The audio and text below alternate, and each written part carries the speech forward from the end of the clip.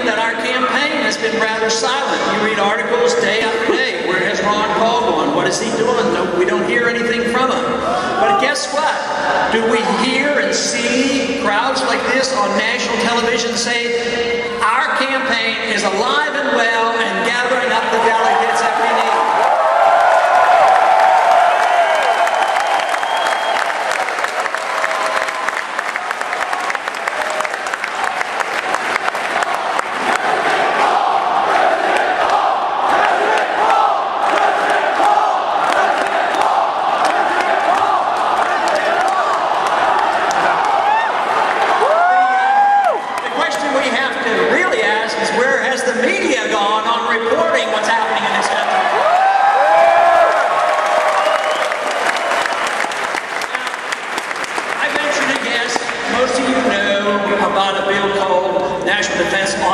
Act and a provision in it.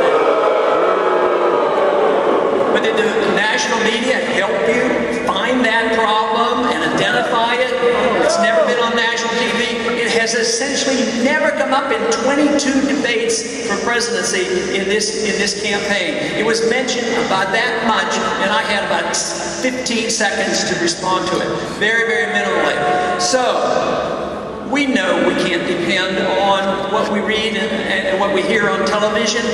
And I think what is happening is that the establishment politicians, and even those who are in charge of the media, they don't understand how extensive and how energized this revolution to return our liberties really is. So we must continue and never give up, because giving up will not be a good message for America.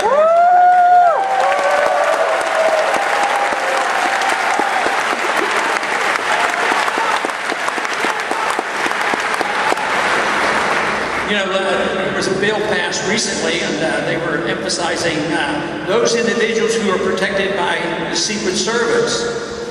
You know that I did not accept protection from the Secret Service.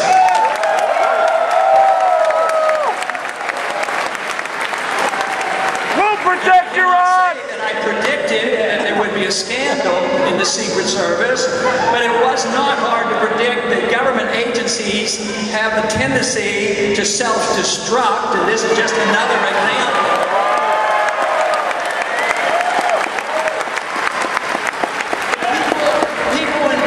Think they're very special. They don't think of themselves as average people. So there's a law that the politicians passed that said that anybody who gets within a certain distance of an individual who's protected by the Secret Service can be arrested for demonstrating, even if it's just holding a sign up, and they can get 10 years for that.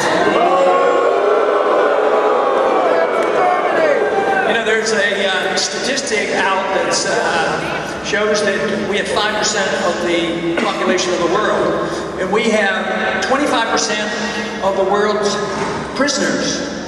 So what does that mean? Does that mean the Americans are bad people, or does it mean that we have way too many nonsensical laws on the books?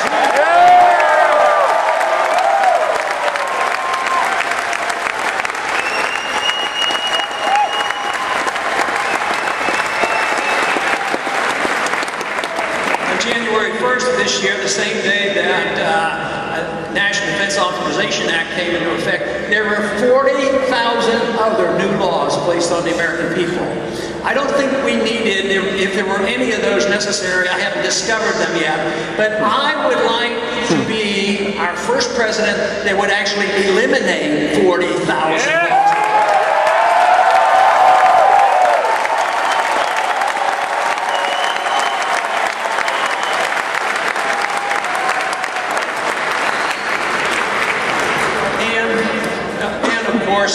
There's some that would head the list.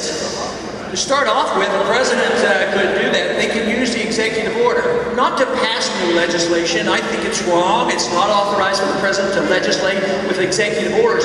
But it would be proper for a constitutional president to use an executive order to repeal the executive orders that did illegal legislation.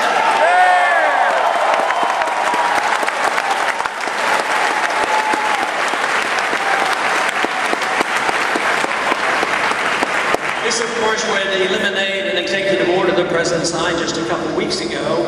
There's the Defense Appropriation Act. It has a new name now, but it was an act that was passed in 1950. It essentially gives a president the power to socialize and control all of industry, all finances and all businesses. It's total control. They never invoked it. But I just wonder what's going on, because this time it wasn't passed by the Congress to renew it. It was passed by an executive order. And there were a few changes. The most significant change that was made by the executive branch was it wasn't in times of war that they could execute these powers, but in times of peace as well. Those kind of things are on the books now, and because they're on the books and they're not knocking on our doors and doing things doesn't mean that we should ignore it. Matter of fact, we shouldn't ignore it. We should not be complacent. We should know what's going on. We should know what the Defense Authorization Act really means.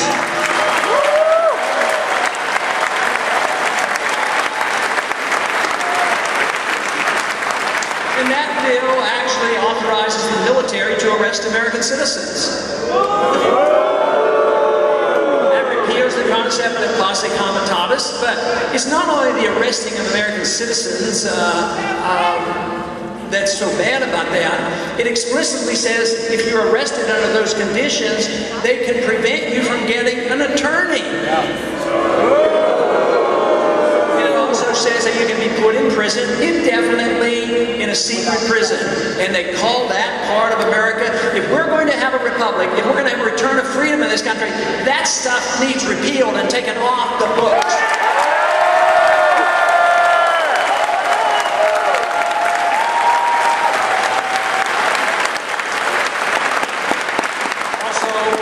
Couple of years, it's been the law, because of an executive order, that the president can decide on certain circumstances to assassinate American citizens. They were complaining the other day about the president overstepping his bounds and lecturing the Supreme Court. I'll tell you what, that was rather minor compared to him declaring himself the prosecutor, the judge, and the executioner just on his own. So these kind of changes, of course, they haven't been used that much, just on a few occasions, but it's the precedent that counts. And the argument is, well, these are bad guys, but they've never been charged with anything. They were never given a trial. We don't know that. But precisely if they were bad people, they deserve the trial for our benefit.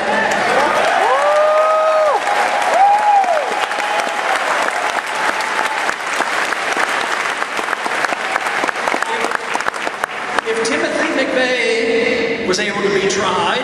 I think that anybody should be able to be tried. What about the war criminals after World War II? They were at least given a trial. Adolf Hitler, years later, was arrested and taken to Israel. He was given a trial. But this idea that there's enough power because a so-called a bad person is something that has to be reversed. We cannot ignore it. I'm always delighted that the crowds that come out are very numerous and you know about it. So that means this information is not being kept secret. It is out in the open, and that once again emphasizes the fact why we have to keep the internet free and that we have access to it.